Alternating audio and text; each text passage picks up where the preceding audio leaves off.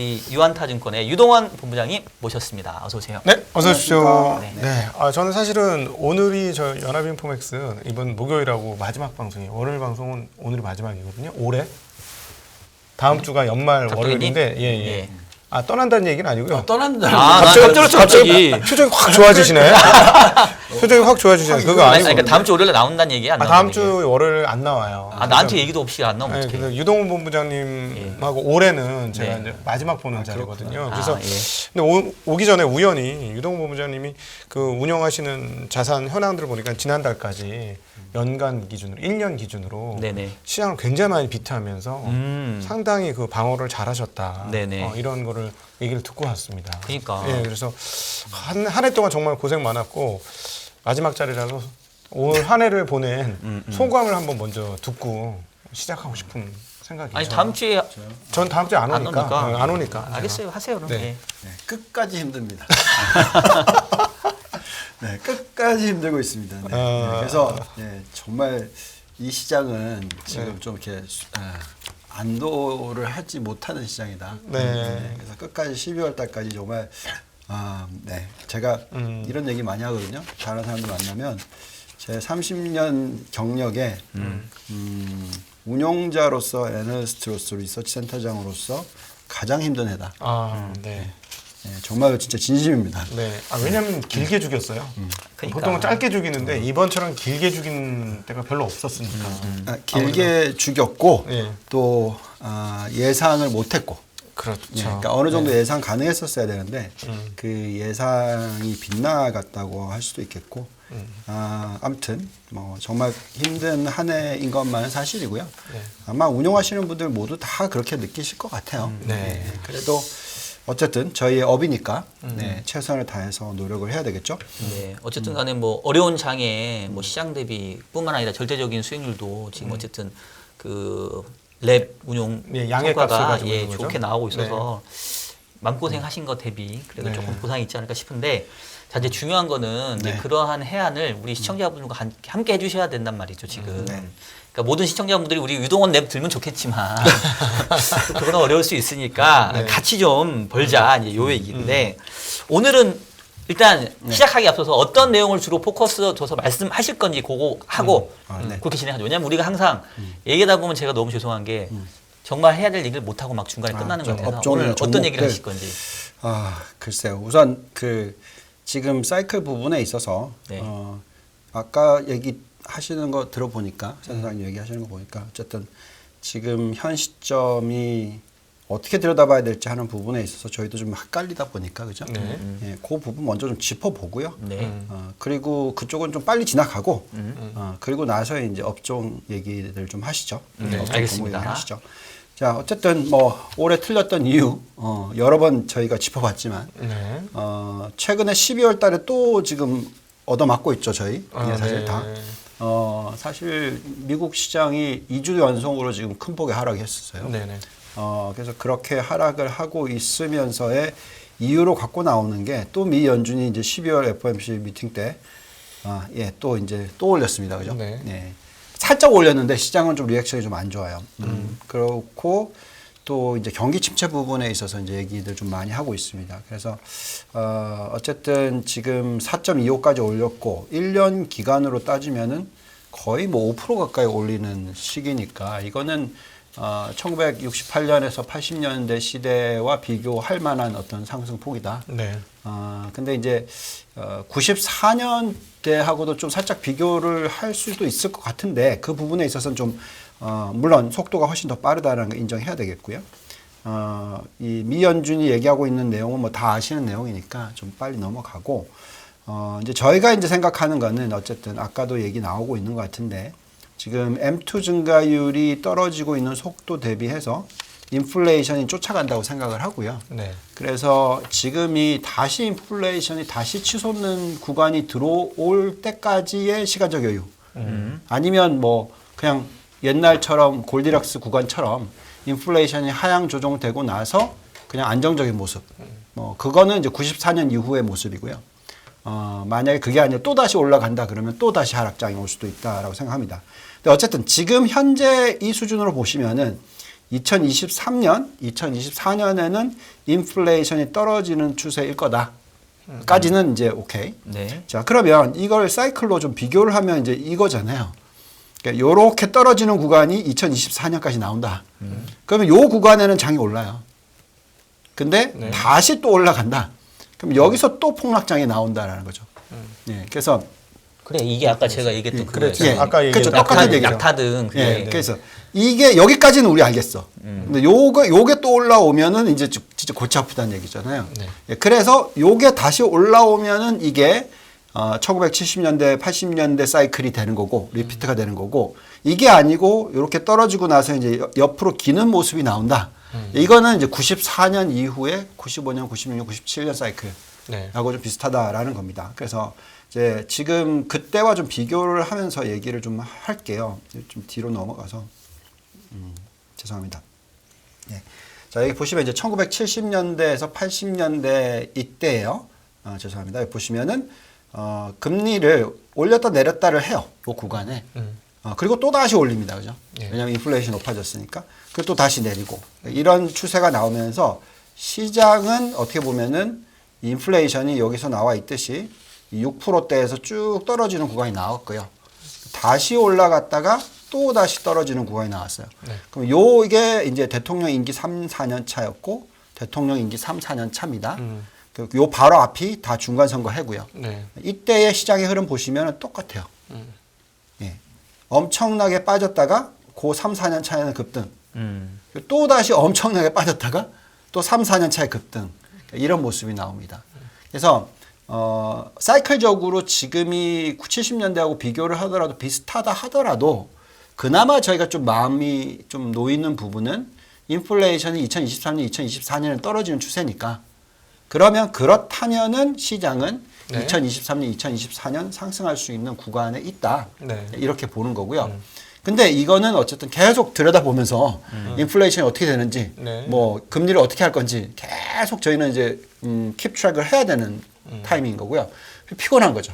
그러니까 앞으로 지금 올해 1년 피곤한 거를 내년, 내후년, 3년 내내 이제 앞으로 계속 피곤하게 이제 쫓아다니면서 네. 봐야 되는 그럴 수밖에 없는 그런 환경일 수도 있다. 예. 근데 그게 아니라 요런 사이클이 나오면 참 좋죠. 이게 이제 94년입니다. 94년도에 금리를 3% 올려요. 그렇지만 이제 그게 끝이었고, 그리고 나서 이제 살짝 내렸다가 올렸다가 내렸다가 뭐 이런 식으로. 그러니까 결국은 이렇게 할 수 있었던 이유는 인플레이션 때문에 그렇습니다. 네. 보시면 인플레이션이 떨어졌다가 올라갔는데 계속 치고 올라간 게 아니라 다시 떨어졌어요. 예. 네, 그렇기 때문에 이 추세로 간다면은 시장은 이런 모습이 되겠죠. 네, 변동성장이 나왔고 중간 선거해 그 다음에 그 다다음에 굉장히 큰 폭의 상승을 했다.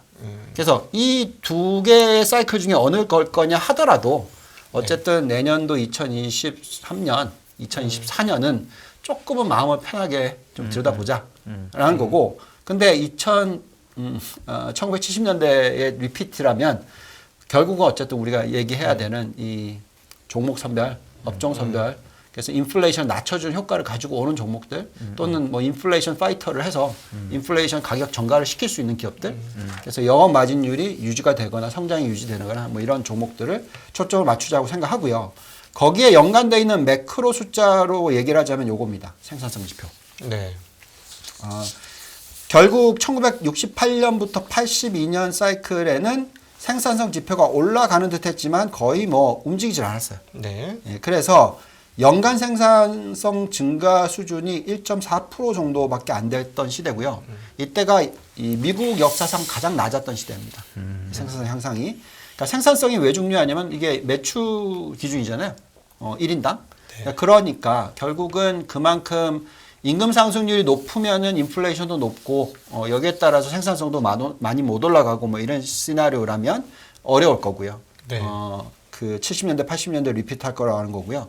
그게 아니라 지금 현재의 시점으로서 숫자는 물론 코로나19 때문에 급격한 폭등을 했다가 떨어졌지만 그래도 코로나19 이전과 이후로서 계산을 하더라도 2.63% 올라가고 있어요. 이 숫자가 뭐 또 빠진다. 그래서 네. 아까의 리피트처럼 1.4% 미만 시대다. 네, 네. 그러면 지금 앞으로 보는 2023년이 임금 상승률은 높은데 매출 증가율은 낮아진다. 그러면서 임금 상승률이 매출 증가율보다 더 높다. 그럼 결국은 생산성 떨어지는 거잖아요. 예. 그래서 그런 리피트가 되면 이 숫자가 2.63이 아닐 거고 뭐 1%대로 떨어지겠죠. 그렇다면은 70년대, 80년대 리피트고 그렇지 않고 94년도 그때 리피트는 그때도 2.5% 정도 상승을 했거든요. 생산성이. 그래서 지금 현재 수준만 유지가 돼도 94년 이후의 사이클에 어떤 추세가 될 수도 있지 않을까라는 뭐 기대를 좀 가져봅니다. 그래서 이것도 마찬가지로 계속 저희가 트랙을 해야죠. 근데 이게 조금 좀 안타까운 부분은 이 숫자는 좀 레깅이에요. 저희가 숫자를 당연히 그렇겠죠. 이거를 생산성. 받아보기가 어려워요. 그래서 뭘로 보냐면 임금 상승률 숫자로 봐요. 네. 근데 지난 11월 달 숫자는 참 조금 높아졌죠. 네. 참 안 좋은 숫자였기 때문에 결국 12월 달이 이렇게 조정을 받고 있다 정도로 저희는 지금 판단하고 있습니다. 자, 본부장님, 제가 사실은 본부장님하고 이제 계속 그 시황을 이렇게 교류를 하다 보니까 저도 이제 많이 이렇게 동감을 많이 하는데 그 21페이지하고 22페이지 장표 한번 다시 한번 좀 보여주실까요? 그러니까 지금 현재하고 70년대하고 이제 겹쳐 보면 지금 75년부터 76년까지 이제 물가가 하락하고 있잖아요. 지금이라면 지금 2022년 지금 6월부터 꺾였고 내년까지는 물가가 하락하는 구간. 그러니까 22페이지 차트 보여주시는 것처럼 74년 말에 바닥 찍고 S&P가 75%확 뿜어냈단 말이에요. 그 다음에 다시 78년부터 이제 물가가 올라가니까 이제 주가도 77년부터 이제 조정받는. 그래서 지금 본부장님 계속 말씀 주시는 게 물가가 하락하는 기간에는 주식시장은 갈 수 있다. 그래서 저도 이제 최근에 바닥 찍고 올라오는 게 아마 이 기대를 반영하는 것 같은데 이런 그림이라면 내년도 하반기 가서 물가가 내년 하반기까지 물가 떨어지겠죠. 그럼 오히려 내년도 하반기까지 즉 상반기가 시장이 좀 좋고 오히려 내년도 하반기 가서 다시 시장이 조금 조정받을 흔히 말하면 우리가 상고하느냐 상저하고냐고 한다면 지금 저희 앞전에 센터타임 특집에서 보면 대부분 다 전문가들이 상저하고를 얘기하고 있단 말이에요. 근데 지금 이 물가의 트랙으로 전망을 해보면 오히려 지난 10월 바닥으로 내년도 상반기까지가 오히려 의외로 주가가 좋아버리고 오히려 하반기 가서 다시 물가에 대한 우려가 부각될 가능성 없을까요? 그러니까 그럴 수도 있고 그렇지 않고 지금 요 5페이지 보시면은 요 차트잖아요. 이렇게 이게 만약에 M1을 쫓아간다면 아니 죄송해요. M2를 쫓아간다면 이렇게 떨어졌다가 다시 올라가는 척했다가 다시 떨어진다는 거죠. 그러니까 이게 이제 이걸 결정해 주는 부분이 저는 뭘로 생각해 볼까 참 고민을 많이 했어요. 근데 저희가 좀 논문들 많이 읽고 했는데 참 이게 안타까운 부분이 우리가 이런 생각을 했어요. 임금 상승률과 인플레이션의 연관관계가 굉장히 높을 거다 생각했는데 결과값은 그렇지가 않아.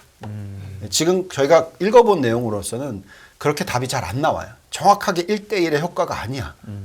그래서 정답을 못 내리겠어요. 근데 어쨌든 지금 현재 상황에서는 어쨌든 앞으로 연말까지는 인플레이션 떨어져요. 내년 말까지는. 그러니까 내년 연말까지. 그러면은 그 추세에 있는 한 다시 올라가기 전까지는 시장은 괜찮다는 얘기잖아요. 그래서 뭐 상저, 뭐 상고하저, 상저하고 상관없이 그러니까 올해 제가 처음에 시장에 대해서 뭐라고 말씀을 드렸냐면 작년 말에 이맘때쯤에 올해 시장에 대해서 상고하저라고 얘기했단 말이에요. 근데 뭐 상고도 아니었고 그냥 저저저저저로 간 거죠. 상저하저죠. 예, 상저하저로 간 거죠. 그래서 지금은 다들 고 얘기, 그러니까 저 얘기를 더 많이 하시니까 오히려 연말에 뭐 빠지는 게 아니라 연말에 인플레이션이 계속 떨어지고 있으면 오히려 시장은 계속 올라갈 수도 있다라는 얘기죠. 저는 조금 지금 제 의견은 좀 강세론자가 이제 등장해야 될 타이밍인 것 같아요.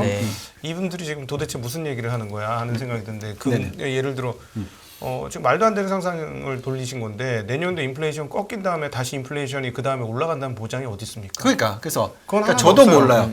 제가 지금 그쪽으로 이제 논의가 진행이 돼서 좀 의외인데 아니 그러니까 그쪽 논의가 아니라 말씀하셨고 70년대는 박사님께서 그랬고 유 본부장님은 90년대에는 그냥 물가 계속 떨어졌다. 그렇죠. 그러니까 앞선 코너에서도 얘기했지만 70년대에 다시 인플레이션이 올랐던 경기가 되게 좋았다. 그런 얘기 하셨잖아요. 아시아권도 막 일어나고. 지금 뭐 모르겠습니다. 중국이 돈을 엄청나게 풀었기 때문에 하반기 가서 막 불이 붙어가지고 경기를 띄울 줄 모르겠습니다만 옛날만큼 그렇게 힘있게 땡기지는 못할 것 같고 그다음에 또 미국이라든가 이런 최근에 나오고 있는 유럽의 모든 지표들 보면 제조업 구매관리자 지수나 이런 모든 서비스업 구매관리자 지수 다 보면 50 이하로 다 수축되어 있어요. 지금 그러니까 이 상황에서 금리를 또 확 세게 내려줄 것 같지도 않고 그래서 제가 보기에는 이번에 인플레이션 떨어지고 나서 내년도에 다시 인플레이션이 올라온다? 굉장히 어려운 얘기 같거든요. 오히려 저는 그래서 그 올해 내내 내년 내내 자꾸 저는 24년 올해 같아. 네. 23년 내내 인플레이션이 떨어진다고 해도 시장이 뭐 50% 70% 올라가는 장을 상상하기 저는 개인적으로 좀 어려운 것 같고 경기도 약간 확장세라고 보기에는 그냥 반등세는 되겠지만 네. 확장세라고 보기는 어렵기 때문에 그럴 것 같고 그렇다고 다시 또 인플레이션이 나와서 경기가 꺾인다? 그것도 또 아닌 것 같거든요.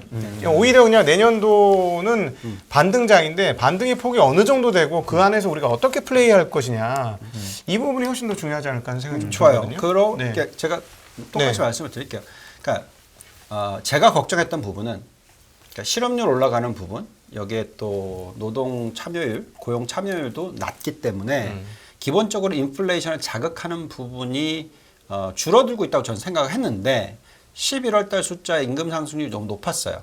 그걸 보고 좀 찜찜했단 말이죠. 그러니까 아니나 다를까 12월 달 또 빠지더라고. 네. 그러니까 그런 식으로 어쨌든 뭔가 인플레이션을 자극한다는 뉴스만 터지면 사람들이 자꾸 패닉을 해요. 네. 예.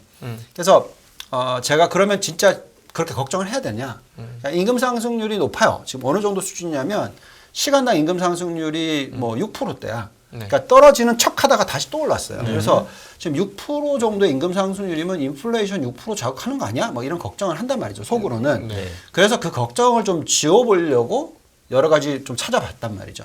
근데 임금 상승률과 인플레이션의 관계가 있기는 한데 우리가 뭐 R 스퀘어를 구해보면 뭐 80% 이상 전혀 아니야. 그러니까 뭐 50%대예요, 그냥. 네. 그래서 기본적으로 그거에 대한 정답이 또 없어요.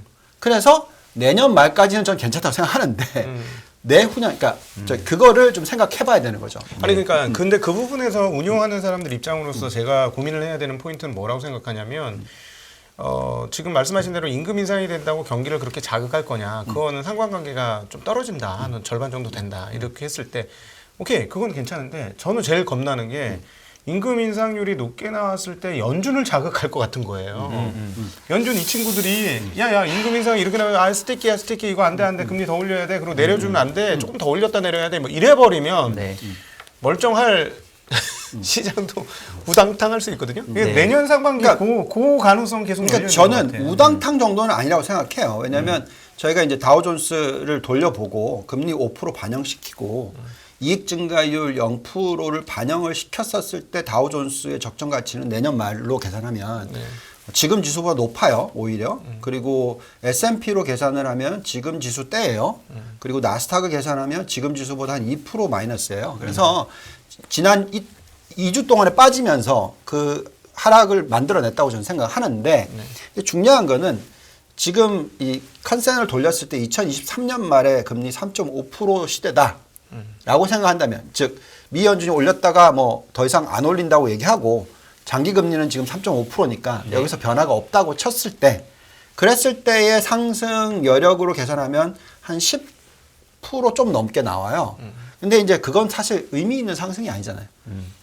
내년도까지 넘어가서 내후년도까지 계속 넘어간다고 치면은 상승 S&P 500 기준으로 계산했더니 5천까지 나오니까 30% 상승이에요.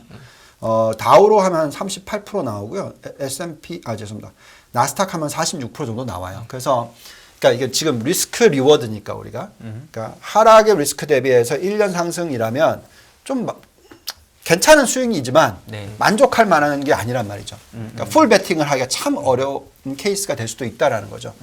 그래서 2024년까지 이어지느냐 네. 이게 이제 참 중요한데 이 부분에 있어서는 과거에 이제 사이클적으로 봤었을 때 어쨌든 중간선거 일어나고 1950년대 이후에 12개월 18.6%고 24개월 33.7%니까 이 역사가 리피트를 한다면 지금 들어가야죠. 세게 들어가야죠. 아니면 뭐 대통령 임기로 본다 하더라도 3년차, 4년차가 똑같은 리피트다 그러면 지금 세게 들어가야 되죠. 그러니까 의미가 있는 상승이겠죠. 근데 지금은 헷갈리는 게 아까 우리가 생산성이 어떻게 될지 뭐 사실 인플레이션 다시 또 올라갈지 2024년도에 뭐 정확한 정답이 없으니까 네.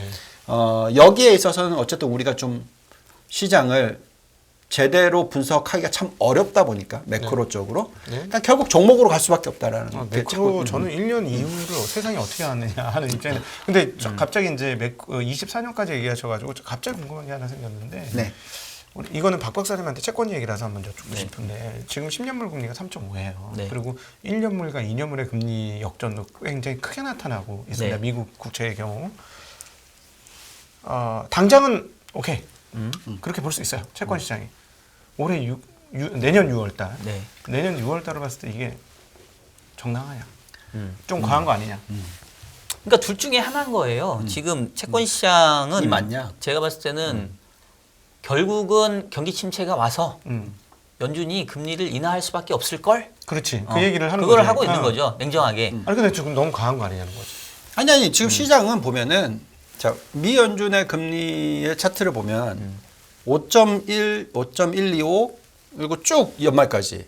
근데 이제 시장은 4.8, 뭐 4.8 그리고 나서 떨어져서 내년 연말에 4.5 요렇게 지금 돼 있거든요. 예, 기준금리, FF 선물 시장을 네, 보면 기준금리 그렇게 돼 있어요. 예. 자, 그렇게 생각하면은 결국은 벌써 금리를 내리기 시작한다라는 거고 하반기에. 근데 5%에서 4.5 내리는 거는 별로 큰 의미 없어. 저희가 생각할 때는 저희는 계속 생각하는 게 3.5%예요. 근데 그거 그 부분을 우리가 시장한테 요구할 수는 없. 그러니까 제가 네네. 말씀드리는 거는 네. 그러면은 4.5에서 또 내후년에 또 3.5까지 또 떨어뜨린다는 얘기잖아요. 그러니까 그렇게 봐진다면 저는 지금 충분히 들어갈 만한 타이밍이라고 생각하는 거고요. 이건 주식적인 얘기를 말씀하신 거고요. 채권은 네. 그러니까 그러니까 이게 약간의 그 시장별로 이제 아전 인수 같은 느낌, 자기 쪽에 유리하게 해석하는 그런 네네. 경향이 있는 것 같은데 저는 이제 그 생각하는 거죠. 저는 뭐냐면 내년도에 미국채 10년이 지금 3.5밖에 안 된다는 얘기는 네네네. 금리나 보고 있다는 얘기잖아요. 동의하잖아. 그러면 이제 주식하시는 분들은 주식을 주로 하시는 분들, 저도 주식하니까 네. 주식을 주로 하시는 분들은 금리 나니까 좋은 거 아니야라고 생각할 수 있지만 아니에요. 이번에는 좀 다른 것 같아요. 그러니까 저는 네. 걱정하는 게 뭐냐면 오죽했으면 금리를 그러니까- 인하하겠냐. 그러니까 경기가 꺾이니까 주식시장도 안 좋다 이 얘기하고 싶으신 거잖아. 와장창 망가질 네. 쪽으로 아니, 꺾여서 금리 인하 가는 거 아니냐. 그럼 과연 주식시장도 안전할 수 있겠냐. 아니 이제 그래서 저는 그 걱정이 된다는 제가 거예요. 보기엔 오버프라이스야. 그러니까 채권 시장이 지금은 그렇게 생각할 수 있으나 제가 왜 이런 얘기를 드리냐면 연준 태도 보건데 5.0까지 안 올리더라도 4.75에서 옆으로 길 가능성은 지금 매우 높다고 봐야 될 것 같거든요. 최소한 내년 3분기까지는 4.75에서 긴다고요? 4.75에서 더 이상 금리 안 올리고 쫙 밀 수도 있다는 얘기지. 개인적인 전망입니다. 뭐 시장은 그게 볼 수 시장은 있으니까. 4.75에서 예, 예. 5.0에 옆으로 쭉 왜냐하면 예. 내년도 2월달 지나서 CPI 높게 안 나오면 금리 못 올리고 일단 본다 하면서 3분기까지 쭉 밀어붙일 수 있어요. 그동안에 한 얘기를 종합해 보면 연준 네. 친구들이 이렇게 쭉 밀 수 있으면 만약에 내년 6월까지도 콜이 4.5 이상에서 계속 놀면 10년물 금리는 집어치우고 지금 네. 2년물 금리가 4.1까지 떨어졌거든요. 네, 네. 그게 과연 정당한 프라이싱이냐? 만약에 금리가 올라가면 그것도 시장 자체는 좋은 건 아니지. 그러니까 아니, 전 시장의 얘기 물어보는 게 아니라 채권 네. 시장 애들이 오해를 그러니까 하고 있는 거 아닌가? 저는 물어보는 거예요. 궁금한 부분이 네. 어쨌든 인플레이션을 우리가 많이 높은 숫자를 봤기 때문에 네. 미 연준이 작년 11월 달까지만 하더라도 뭐 금리 안 올린다고 했었으니까 워낙 많이 틀렸으니까 여기까지 지금 세게 얘기하는 것까지는 이해를 하는데 실질적으로 우리가 여태까지 다 계산을 해봤었을 때 금리 5% 시대가 맞냐 이거죠. 그러니까 그게 정확하게 맞는 숫자냐 이거죠. 그래서 그러니까 저는 기본적으로 3.5% 정도가 적절하다고 생각하는 거고 저희의 생각은 그렇기 때문에 채권 쪽도 그렇고 주식도 그렇고 그 정도의 숫자에 매칭을 시켜놓고 투자를 한다는 계획이고 그래서 지금 벌써 채권 금리가 3.5%까지 떨어졌기 때문에 채권의 매력도는 저는 많이 떨어졌어요. 여기서 많은 분들이 지금 다들 콜하는 게 뭐냐면 내년도에는 채권을 사야 된다. 내년도에는 정말 투자가 채권이다. 라고 얘기하시는 분이 굉장히 많아. 3.5%인데 그 무슨 얘기냐면 그것보다 더 떨어질 거라고 얘기하는 거예요. 네, 네, 네. 3.5에서 3 가면은 우리 두 자릿수 수익률 낸다. 그러면서 채권 사자. 그러니까 이 지금 논리란 말이죠. 그럼 도대체 왜 5%까지 당겼냐 이거지. 그러니까 전 이해가 안 간다는 거죠. 이 논리가. 물론 왜 0%까지 떨어뜨리는지는 우리 다 아는 내용이고. 네. 왜냐하면 코로나 때문에. 그렇죠? 근데 지금은 이제 코로나 지나갔고 이제 인플레이션이 막 떨어지기 시작했고 2 증가율 수준으로 보면은 정상화되는 게 어쨌든 내년이 아니라도 내후년은 된다고 치면 뭐 다시 올라갈 수도 있지만 네네. 예, 그렇다면 금리 우리가 지금 모든 밸류에이션을 구하는 게 5%로 집어넣고 구하는 게 맞냐 이거죠. 예. 그래서 뭐 어쨌든 저희는 뭐 그거는 제가 조금 동의하기 어려운데 그거를 우리 마음대로 시장이 금리를 정하는 거지 내가 금리를 정해서 프라이싱을 한다는 거는 조금 안 맞을 것 같은데. 아니 채권의 금리가 적정한지 네네. 제가 말씀드린 건 그거예요. 네네네. 3.5% 채권이 얘기를 하고 있으니 네. 그 금리를 집어넣고 우리가 에코티를 밸류에이션 하는 게 맞냐? 아니면 지금 말씀하신 대로 5% 다시 올라간다고 치고 5% 집어넣고 아까 해봤잖아요. 예. 그러니까 결론은 5%를 집어넣고 해봤을 때의 가치가 지금이다라면 네. 저희는 그거에 대한 괴리가 벌어져 있는 종목을 투자하는 게 맞다라는 얘기고요. 예, 뭐 그걸 동의하지 않으시면 상관없어요. 저는 제 입장에서는 저는 뭘 집어넣고 계산하느냐에 따라서 제 포트폴리오가 바뀌니까. 아니 뒤에 거기에 따라서 투자한다는 거는 저도 전적으로 동의하는데 그 값을 3.5를 넣을지 5를 넣을지를 내가 규정할 수가 있느냐는 거죠. 그건 시장이 정하는 거죠. 시장은 딴건 몰라도. 3.5라며요. 아니 그러니까 미연준이 얘기하는 게 아니에요. 지금 좀 어려운 얘기야. 어려운 일반인들이 아니 지금 이거는 이제 유분 부장님의 네. 밸류에이션 툴상 네네네. 로직상 금리가 네네. 3.5인지 5.0에 따라서 이제 네네. 밸류에이션 툴이 달라지니까 당연히 틀려지잖아요, 네, 그러니까 에코티는. 그거에 대한 부분은 뭐 저희가 논할 건 아닌 것 같고 예, 예. 자 제가 이제 오늘 약간 좀 말을 많이 하게 됐는데 이제 저는 이제 그런 거예요. 지난주 FMC 리뷰 많이 했겠지만 연준이 되게 웃긴 게 성장률 낮췄어. 물가 높였어. 아니 저 실업률을 높였어. 경기 안 좋아진다는 얘기죠. 네네. 그럼 물가도 낮춰야 돼요. 원래는 로직상에서는 네. 성장률 낮아져 실업률 올라가면 물가 낮아져야 되는데 물가 전망을 높였단 말이에요. 네. 그래서 제가 그걸 보고는 이게 뭐지 도대체? 얘네가 그냥 진짜로 블러핑 하려고 네. 이러니까 내년까지 5.1까지 올릴 거야라고 말을 맞추려고 저 물가 전망을 높인 건지 아니면 정말로 물가에 대한 상향 조정 리스크를 높게 보는지 이제 그게 걱정인데 직접적으로 물어볼게요. 블러핑이라고 생각하세요? 아니라고 생각하세요? 그러니까 제가 지금 그 부분 헷갈리는데 저는 이제 걱정하는 게 뭐냐면 올해 6월 달에 미국 CPI가 고점이었어요. 9.1. 네. 그리고 현재 11월에 7.1까지 떨어졌어요. 기저효과를 감안하면 내년 6월까지 3%대 떨어집니다. 그러면 기저효과가 사라지는 내년 7월 이후는 어쩔 거냐는 거지. 그러니까 제가 우려하는 건 뭐냐면 최근에 물가가 하락하는 거를 시장 참가자들은 인플레이션 끝났다라고 생각하는 것 같은데 앞에 이경수 센터장도 약간 그런 그렇죠. 톤이었어요. 네. 근데 제가 느끼는 불안감과 연준의 그 점도표에서 느꼈던 거는 뭐냐면 최근에 물가 떨어지는 거는 기저효과야. 내년 6월까지는 떨어지겠지만 기저효과 사라지면 내년 하반기에 다시 올라갈 수 있어. 그러니까 우리 연준은 내년도에 5.1까지 계속 유지할 거야 라는 어떤 전망을 보여준 것 같단 말이에요. 근데 그 전망대로 간다고 하면 과연 경기가 버틸 수 있을까? 네. 결국은 그래서 망가져서 그게 이제 채권 시장이 프라이싱 하고 있는 현재 그 현재 상황인 프라이싱 하고 거고. 있다는 거죠. 그러니까 네. 저는 이제 그 부분에 대한 공포감이 있는 거예요 지금. 오케이. 근데 지금 앞선 코너에서도 데이터를 다 봤습니다만 네. 지금 인플레이션을 만들고 있는 주요 지표들이 우하향하고 있는 건 분명히 맞아요. 근데 그게 다 기저효과라니까. 봐봐, 렌트비 상승률 기저효과예요. 네. 임금 상승률 다 기저효과예요. 자, 그러면 말씀하신 게 네. 맞으려면 다시 집값이 우상향으로 다시 돌려야 돼요. 그래야 인플레이션이 다시 올라가는 거죠. 그러니까 이제 우리가 지금 알겠어요. 얘기하는 구조적인 인플레이터 있잖아. 아까 에너지 전환, 자, 우리 이제 그다음에 노동시장의 타이트함. 돈 되는 얘기합시다. 예, 지금 또 우리는 또 논란하고 있어. 예, 그러니까 자, 그러면 이렇게 생각해요. 인플레이션이 안 꺾인다가 제일 중요하잖아요. 결론은 만약에 안 꺾인다면 그러니까 꺾였는데 제대로 꺾이는 게 아니라 이제 3%까지 떨어졌다가 이제 또 다시 올라가거나 아니면 기저효과 끝나면 이제 어떻게 될지 모르지. 우리 다 걱정하는 얘기야. 그렇지, 그거 그래서 지금 걱정하는 고용 시장이 12월 달에 너무 좋은 게 난 불편해. 분명히 그 얘기 했고요. 자, 그러면은 이럴 때 그럼 우리가 어떻게 포트폴리오를 짜야 되냐? 근데 저는 지금 상당히 시장에 대한 좀 헷갈리는 부분이나 좀 의구심이 생기는 부분이 뭐냐면 다들 이제 금리 떨어지고 뭐 이러니까 성장주 다 버리고 가치주만 들고 있으면 된다. 뭐 이런 식의 좀 톤을 또 만들어요. 근데 저는 그게 아니거든요. 왜 저는 그렇게 생각하냐면 성장률이 급격하게 떨어져서 성장률이 떨어진 경제에서 기본적으로 금리가 낮은 또 간다고 생각한다면 오히려 저희는 우리가 여태까지 봤었을 때 히스토리는 이런데도 성장을 보이는 종목의 밸류에이션이 올라간단 말이에요. 그래서 저희는 인플레이션을 가격 전가를 할 수 있는 기업이든 아니면 인플레이션을 낮춰주는 기업이든 이런 쪽에 투자를 해야 된다고 생각해요. 그러니까 이만큼 지금 경기가 안 좋아지거나 둔화되거나 이런 걱정을 하고 있다면 저희는 아무리 생각해도 성장을 잘하고 있는 기업 또 마진을 유지시키는 기업 이런 쪽이 다시 각광을 받을 거라고 저는 생각하거든요.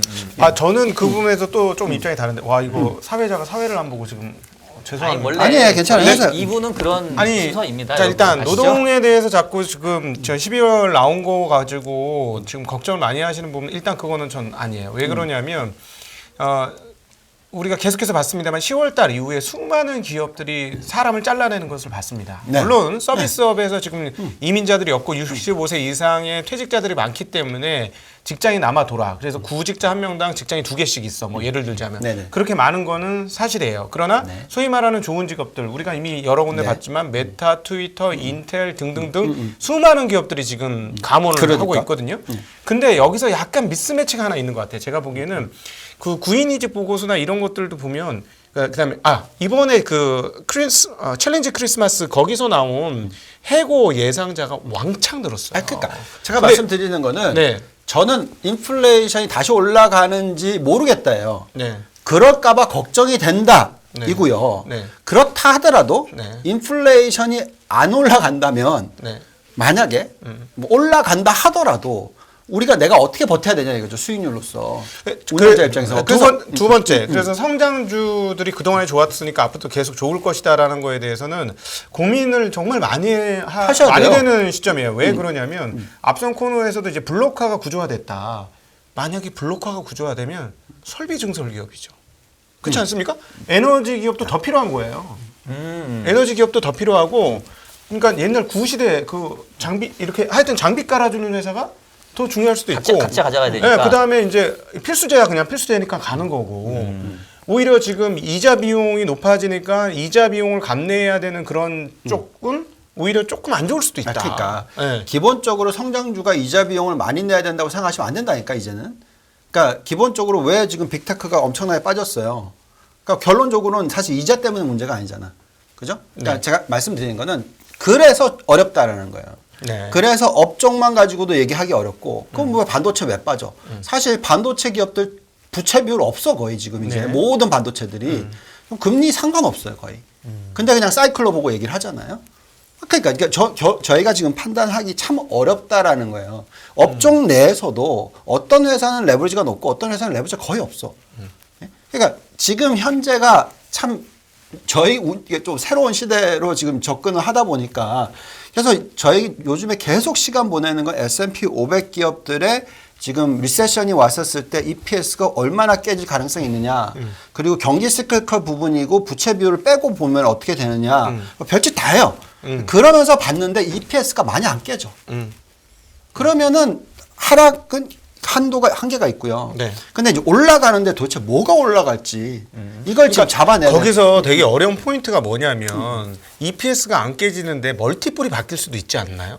저는 그게 지금 굉장히 고민이거든요. 이미 바뀌었죠. 예. 우리 봤잖아요. 예, 평균치까지 떨어졌잖아요. 평균치. 트레일링으로 계산했었을 때 네. S&P 500으로 계산하면 거의 30 몇 배까지 갔다가 지금 10 몇 배란 말이죠. 17배 내외. 그러니까 네. 절반이 빠졌어요. 네. 그러니까 금리가 이만큼 올라갔기 때문에 그러니까 그건 우리 이미 벌써 아는 내용이고 네. 이제 지금 중요한 거는 이제 금리가 시장에 미치는 영향에 대해서는 이제는 거의 뭐 모든 사람들이 다 너무나 많이 보고 있어서 그게 아니라 이제 이 금리가 3.5든 5든 간에 요런 시대에 이익이 늘어나고 그죠? 매출이 늘어나는 기업이 뭐냐? 네. 누가 그걸 해내느냐. 그러니까 저희는 그거를 지금 찾아내려고 노력을 하는데 이거 업종별로도 잘 안 돼. 네. 근데 그게 잘 찾아져요? 요즘 같은 때. 정말 어려워요. 있기는 있나요? 있어요. 약간 유니콘 같은 거 아니야? 있어요. 상상 속에. 아니 있는데 네. 정말 있어요. 정말 많이 있는데 네. 문제는 그 종목들이 안 움직여. 네. 아직은. 네. 그래서 제가 볼 땐 거기에 기회가 있다는 거죠. 네. 네. 야, 하여튼 여러분 댓글창에 보니까 네. 지들끼리 무슨 얘기인지 모르게 서로 그런 얘기 나오는데. 네, 알겠습니다. 네. 저 시각 또 많이 아니 갔네. 저희가 항상 얘기하지만 네. 저희가 결론을 내서 여러분들께 떠먹여드리는 방송 아닙니다.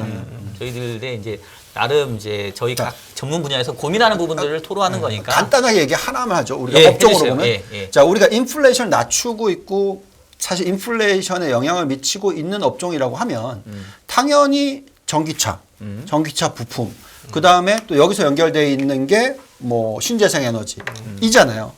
근데 이 안에서도 종목별로 다 틀려, 천차만별이. 왜냐하면 사실 지난 2주 동안에 가장 큰 전기차 회사 얻어 맞았잖아요. 네. 네. 왕창 얻어 맞았어요.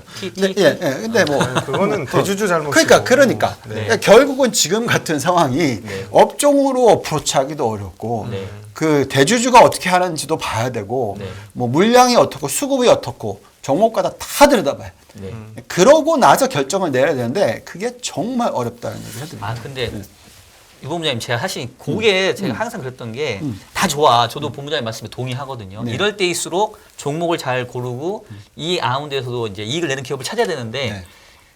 찾으셨다고 해도 못 알려줄 거잖아요 여기서. 아니 근데 저희도 틀려요. 그러니까 제가 얘기를 못하는 이유가 그렇잖아요. 네. 근데 주가 많이 빠졌어 지난 2주 동안에. 저 완전히 얻어 맞았어요. 거기에 있어서. 그러니까 그것도 저희는 봤었을 때 정말로 P가 높아, Q도 높아. 그러니까 가격도 괜찮아, 프라이싱도 맞출 수 있어. 그 다음에 지금 뭐 부품에 관련해서 공급 과잉이 일어나면 부품 가격도 떨어져, 마진도 올라갈 수도 있어, 성장도 엄청나게 일어나. 그렇지만 가격 빠져요. 그러니까 이것도 정말 골라내도 참 이게 1등 기업을 골라냈다 하더라도 주가가 얻어맞을 때가 있어요. 그러니까 그렇기 때문에 지금 같은 상황에서는 포트폴리오를 구성을 하실 수밖에 없고요. 몰빵 전략 절대 안 되고 예. 그런 환경입니다. 네. 그건 진짜 꼭 인식을 하셔야 될 것 같아요.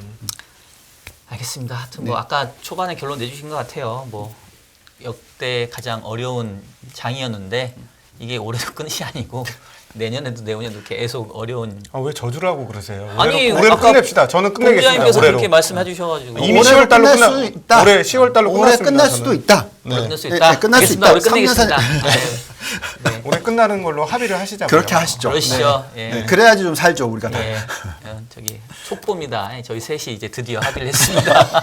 맨날 싸우다가. 예, 하여튼 알겠습니다. 네. 오늘 뭐 2부 또 저희랑 좋은 토론 해주신 우리 유동원 참시 본부장님 연말에 참치 하나에 소주 한 잔 한번 마련해 보도록 하시죠. 네. 이만 보내도록 하겠고요. 보니까 여러분 좋아요 수가 너무 적네요. 저희가 네. 1부, 2부 이렇게 양질의 컨텐츠인데 좋아요 한번 눌러주시면서 우리 유 본부장님 보내드리도록 하겠습니다. 수고하셨습니다. 고맙습니다. 감사합니다. 전례 없는 금리 인상이죠. 환율 너무 어려워요. 결론만 알려주세요. 당신은 외환 모태솔로입니다. 환율 그동안 너무 어려우셨죠? 이제는 쉽다 말할 수 있을 거예요. 오늘부터 환율과 썸 타시겠습니까?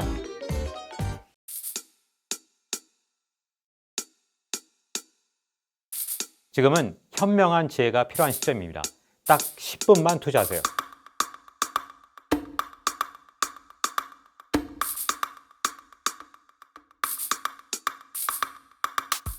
제 영혼을 갈아 넣었습니다. 다음이 뭔지 궁금하지 않으세요? 이제는 더 이상 늦출 수가 없습니다.